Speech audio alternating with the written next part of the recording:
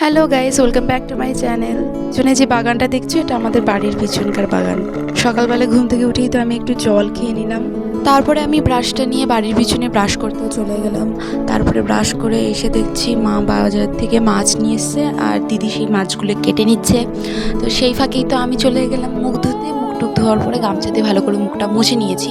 তাড়াতাড়ি করছিলাম কারণ কি আমি আজকে সবার লাস্টে উঠেছিলাম, অনেক কাজ বাকি ছিল। কম্বলটা সেট আপ করে নিয়ে আমার এখনও কালকে পরীক্ষা আছে, সেই পরীক্ষার জন্য কিন্তু এখনও কিন্তু আমার কোনো রকম প্রস্তুতি হয়নি। আর আমি এখানে ওয়েট করছিলাম একটু ম্যাগি খাবো বলে, তো মা ম্যাগি বানিয়ে দিল। তারপর তো আমি ম্যাগি খেতে শুরু করে দিলাম।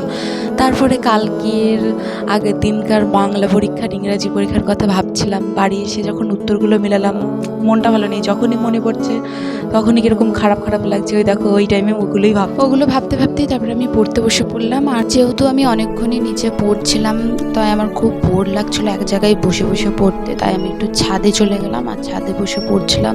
ছাদে বসে অনেকটা সময় পড়ার পরে আমাকে মা খেতে থাকলো আর আমি খেতে গেলাম। আর মা এদিকে দিয়েছে শাক ভাজা, একটা বাটা আলু ভাজা, আর এখানে হচ্ছে পাবদা মাছের ঝাল। এটা দিয়ে আমি ভাত খাবো এখন। আমি ভাত খেতে থাকি। আর তোমরা আরও ভিডিও দেখতে চাইলে অবশ্যই কমেন্টে জানিও যে ভালো লাগলো কিনা।